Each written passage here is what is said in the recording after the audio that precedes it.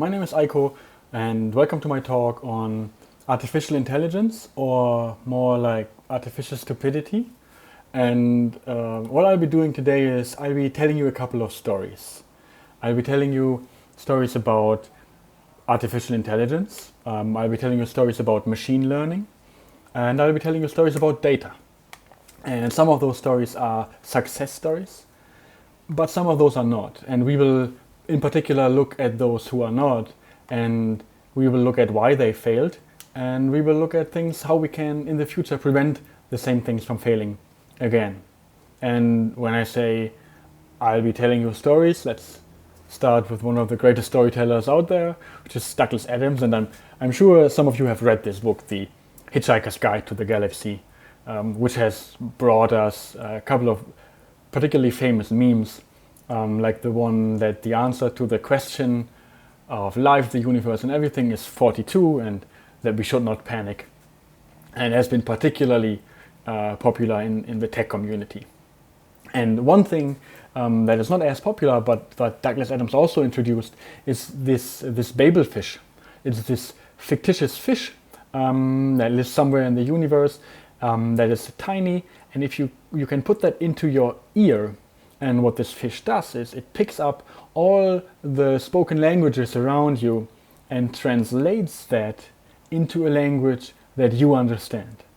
So any language in the universe, it gets directly translated into a language that you understand if you have this fish in your ear.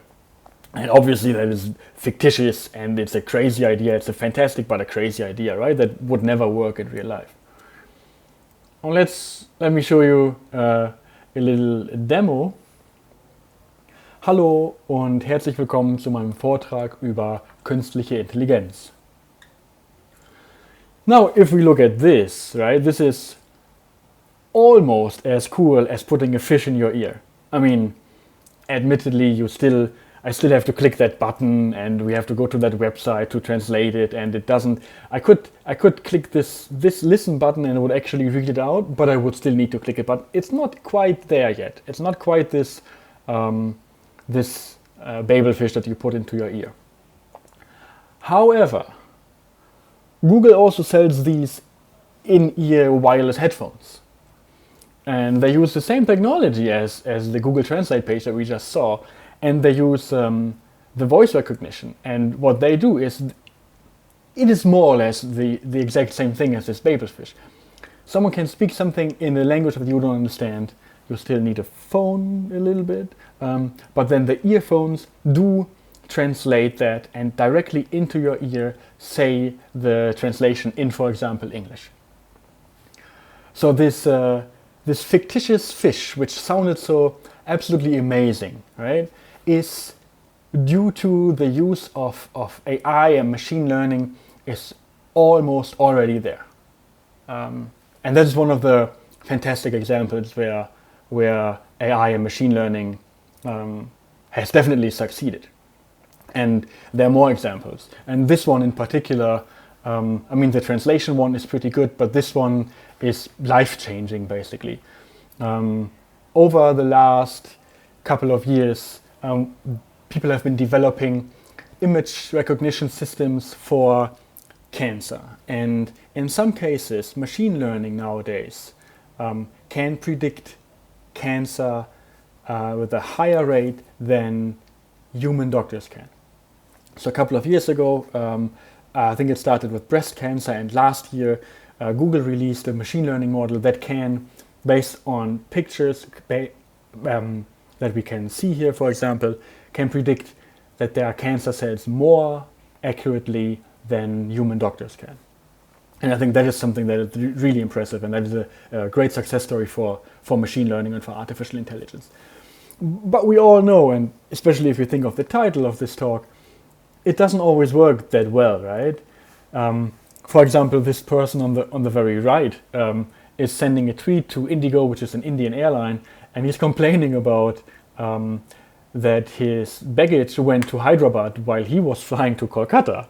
And the response of Indigo, and I assume this is an AI, the response is, "We're glad to hear that." So obviously they didn't pick up on the sarcastic tone that the that the user was using here. And in the middle, you can see a screenshot of someone contacting PayPal and mentioning that he got scammed, and PayPal's response is, great. So clearly there are a couple of cases where AI simply fails, and not even difficult cases, right? And this one is one of my favorite fails of AI. And if you speak Mandarin, you could already figure out what it says there and figure out what was going on. For everyone else, I give you a little bit of a backstory. In a couple of cities in China, they have cameras installed at zebra crossing, at pedestrian crossings, cross streets, and when there's a red light, these cameras record the person crossing the street at a red light. They record the person jaywalking, and what they then do is in this case, what you can see here is a big screen, and what happens is if you get caught jaywalking with the camera, they show your face and they zoom in on you, and they basically shame you and make everyone see that you jaywalked.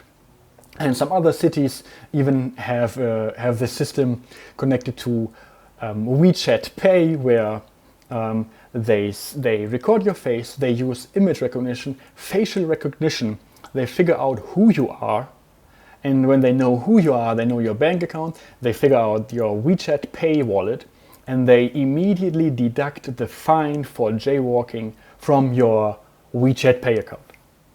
Your WeChat wallet immediately gets deducted that fine. Right, and now with that background, if we look at this picture here, we can see this is not really a person crossing the street. What happened here is there's a bus which has the face of a person printed on it. In fact, this is the CEO of a company, and they're advertising with her on the bus. And the bus, like the pedestrian had a red light and the bus drove by.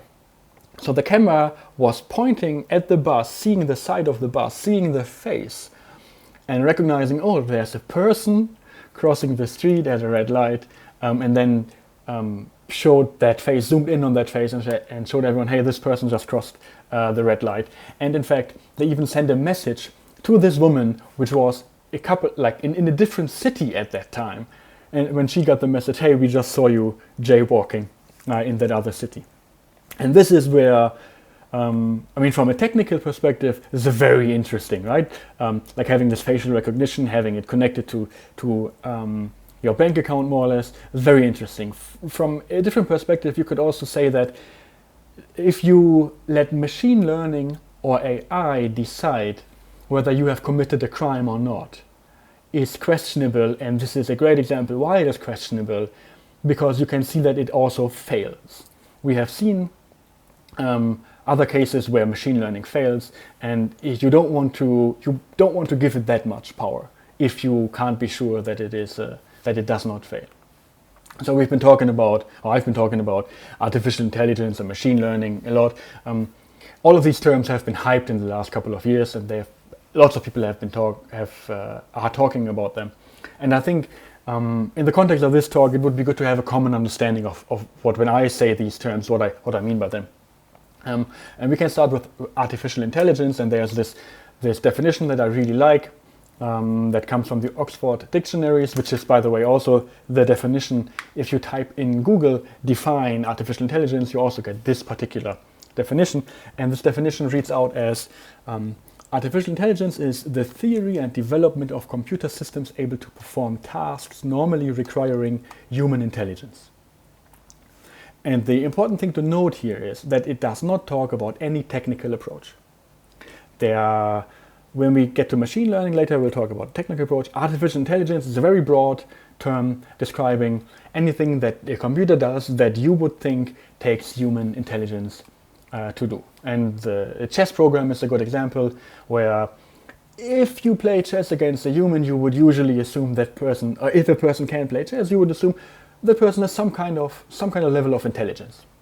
Now, if you think about how we would implement a chess program, like a computer to play chess, it could be a relatively simple approach, right? You could just write a program that looks at the current state and then brute forces all the possible moves and subsequent moves to see which set of moves arrives as the desired state, which is winning that chess match. And brute forcing and a couple of if-elses is not a very sophisticated technical approach. It would, however, fit into this definition of artificial intelligence. So, from my understanding and following this definition, artificial intelligence is a very broad term that just describes a use case where you would assume human intelligence is necessary done by a machine. Machine learning, on the other hand, is where it becomes interesting. Machine learning describes a technical approach to solving a problem. And in machine learning, the algorithm to solve a problem is not actually implemented by a programmer. It's not implemented by a software engineer. The data you feed into a machine learning model defines the algorithm to solve that problem. You feed in different data and it solves the problem differently. You feed in more data and it solves it more accurately in certain cases, right? Like you give it some data, hey, this is the input data and I expect that output, and you do that a couple of times and it learns from that input data what output you are expecting. Right. Neural networks is, as you can see, a subset of machine learning, and neural networks is just a way of building a machine learning model that is inspired by the human brain, or a biological brain in general, with neurons, and they're all connected. And deep learning, which surely you have heard, which is one of the most hyped terms in this whole broader topic. Machine learning is a subset of neural networks, of artificial neural networks, which just means that it has particularly many layers of neurons that are connected to each other. And so we've been seeing how these machine learning models fail, and one of the reasons why it fails is that they are just very complex. As you can see here, this is it's actually a very simple deep neural network. In real life, these deep neural networks can have thousands of nodes and 50 or 100 or hundreds of layers. And basically all these nodes do like some small computations, right? And they're connected, and the result goes into some other node, and that result goes into some other node. And they are, a lot of them are interconnected. In this case, all of them, they are fully connected. And I think the point here to understand is that these machine learning models that we use nowadays are so complex that it is virtually impossible for a human to understand why things happened in a certain way, why certain input resulted in a certain output, why this model decided this or and not the other way. They're so complicated that we can simply not see that. So that is one of the reasons why machine learning fails. Like you test a lot of cases, but you can never cover all of the cases, right? And there are clearly cases that will fail because you simply couldn't anticipate that the model would react in that way because it's simply too complicated. And let me tell you about this other story, which is a great story from 2011. In 2011, there was the city of Boston. The city of Boston had a problem, and it was potholes. They had too many potholes in the city, and they wanted to find a way to solve that problem. And it was 2011. They did what everyone did in 2011. They built an app. So they built an app for that, and it was actually a pretty smart app. It worked in a way that people would install the app on their phone, then put the phone on the passenger seat of a car, and then they would drive around. And when there was some vibration and the phone noticed there was a bump, it saved the GPS coordinates of where the phone was at that time and sent it to the server of the city of Boston. So then basically the city of Boston could map where all the phones detected potholes and could go and fix them. Now there was one very interesting thing that the people found out, and it looked like only in the areas with the rich people, only in the high cost of living areas were potholes found. And clearly that is a very interesting result, right? Why would only in rich areas be potholes? And so the thing that people didn't think of in the first place was, it was 2011, a smartphone that could install an app was very expensive at that time. Not everyone had a smartphone. It wasn't as ubiquitous as it is now, where every 5-year-old child is watching TikTok videos on their smartphone. 2011 was a different time, and what that meant was only the rich people had the smartphone and installed the app. So the interesting thing here to note is there was no machine learning involved. There was no AI whatsoever, right? The thing that went wrong here was that the data was wrong. The data only came from a certain subset, of the citizens of the city of Boston, and that's what made the data wrong. There were obviously potholes in poor living areas, and they found that later out because they fixed it, which I also have to admit is particularly smart. They put the phone on the app in public buses and on garbage trucks that would basically cover the whole city, and that's when they figured out that there are also obviously potholes in areas with a lower cost of living. But the interesting thing here is to note that there was no machine learning, and yet it failed because the data was wrong. And now let me show you another example.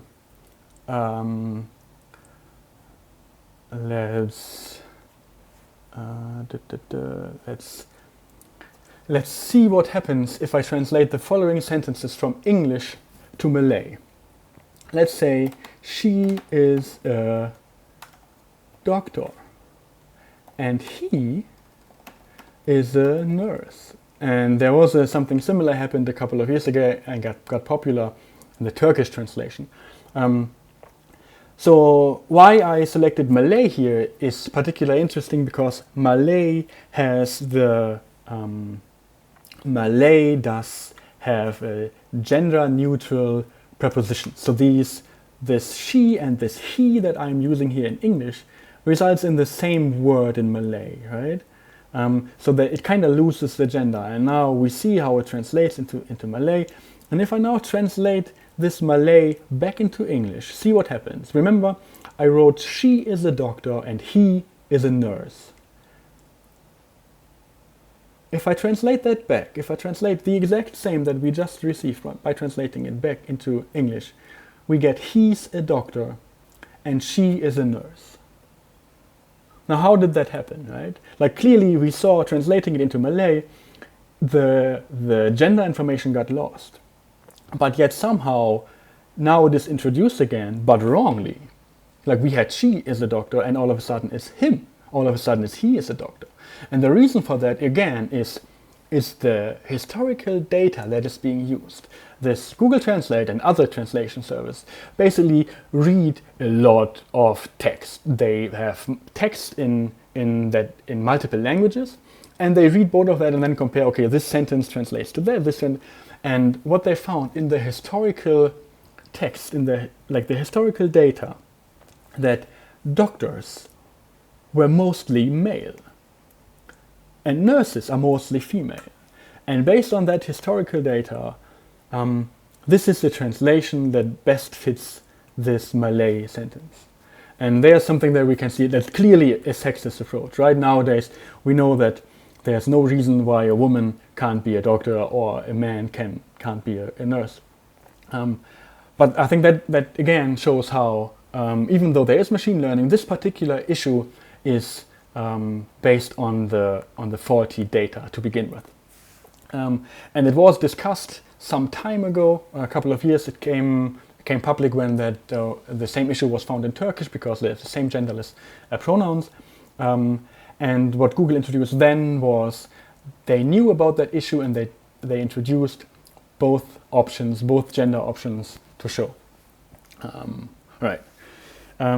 Let's talk about some other issues with data, right? There is the compass system. You have probably not heard of it unless you are in the US and might have been to court.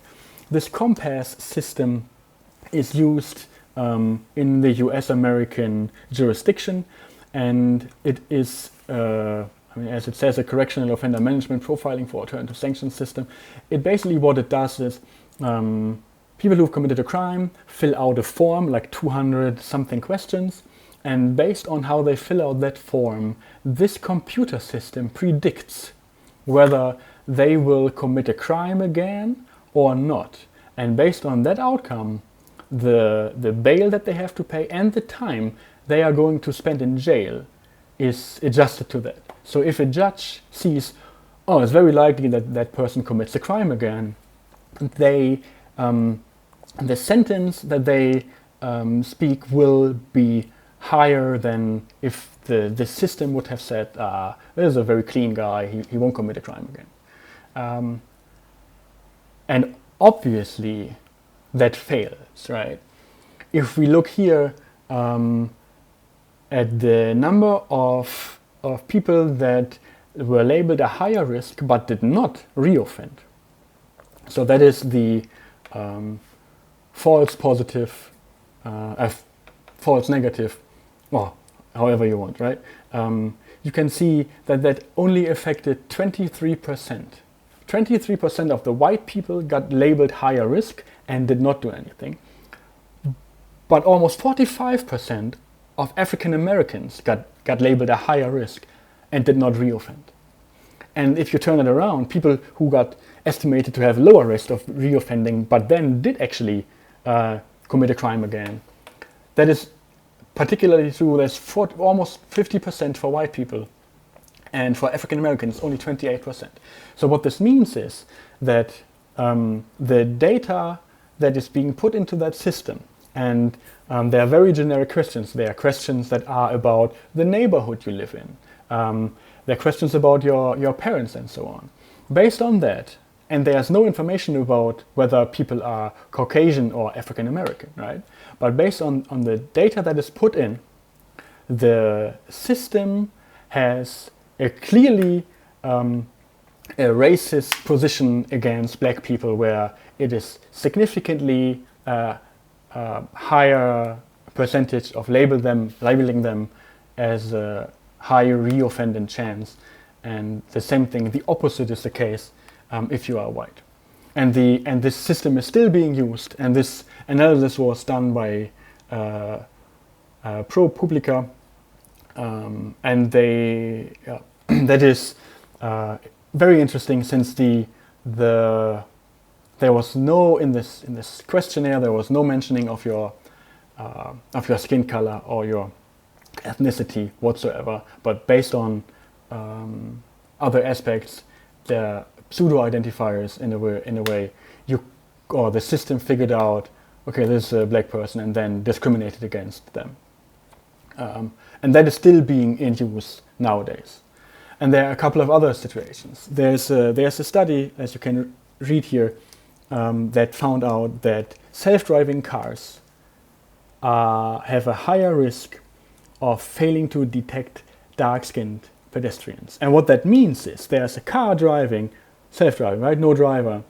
And what it's doing is have a couple of cameras, right? And LiDAR, radars around to identify the environment, to not run into people. And these systems have a lower chance of registering dark-skinned people as pedestrians. That means if there is a white person, it is more likely to be identified and not being driven over, where if it's a dark-skinned person, there is a higher chance that the person gets not identified as a pedestrian and gets potentially killed. And I think that is, again, the reason for that is most likely that the data that was used to train those models, to train the image recognition, was mostly white-skinned people, and therefore it was not trained to identify dark-skinned pedestrians. And that is just that will kill people if that gets widely deployed. So basically, if you feed bad data into a machine learning model, it will react in a certain way. Right, and now you're looking at me saying, Aiko, you're telling us machine learning sucks, machine learning is everywhere, the world is on fire, are we all doomed? And I can tell you we are not. But there are a couple of things that we need to do. And when we decide on what machine learning model we want to use, we want to follow a couple of criteria. And explainability as a first-class model selection criteria is one of them. That means we need to understand why a model is decided in a certain way.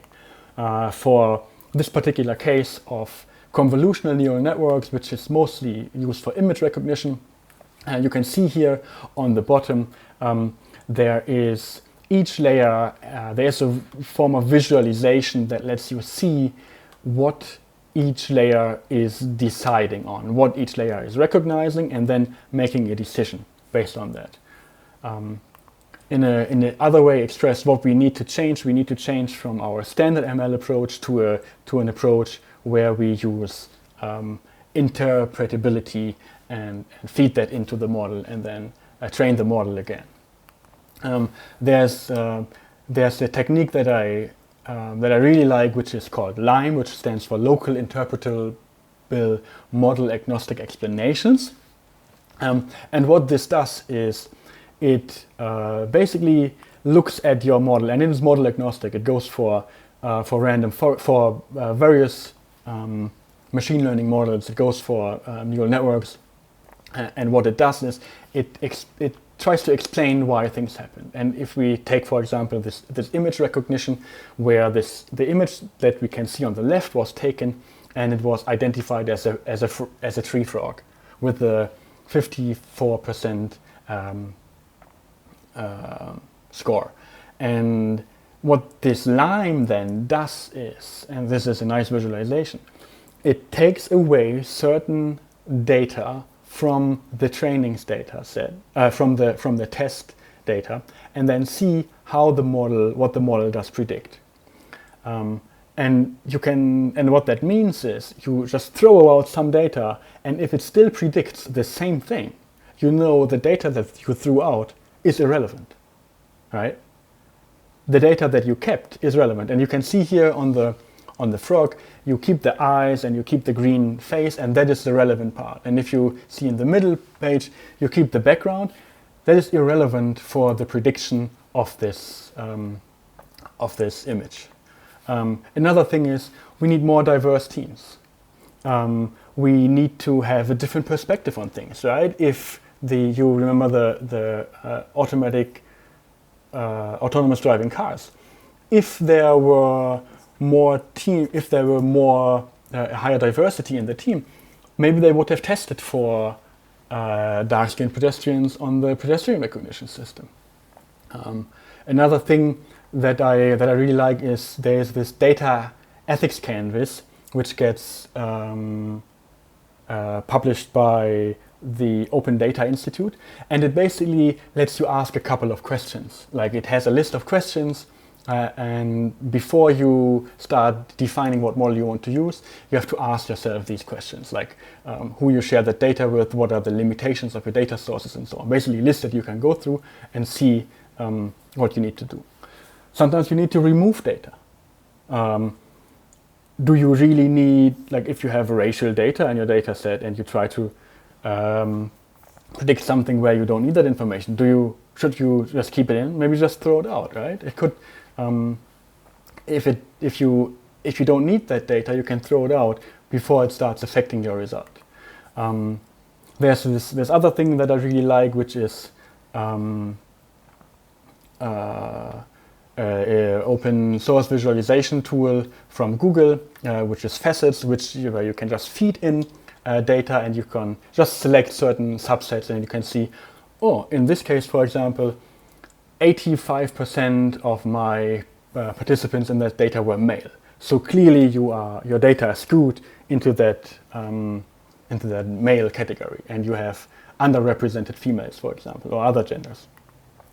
And a similar thing is the what if tool, which lets you compare multiple models with the same workflow and integrates well with the facets system that I just showed you. And it lets you inspect a little bit how your model would react in certain ways. Yes. So I hope I could show you that there are a couple of issues with using machine learning, widespread machine learning algorithms basically based on two things. Number one is that if you don't pay attention, you basically have a black box and you don't know how your machine learning model reacts. And in addition to that, that your data might be skewed, and if you don't figure out the where your data is lacking and what underrepresented groups you have, you might end up with wrong data. But I hope I also showed you that there are certain ways how to fix those problems. And with that being said, thanks for your attention, and let me know your questions.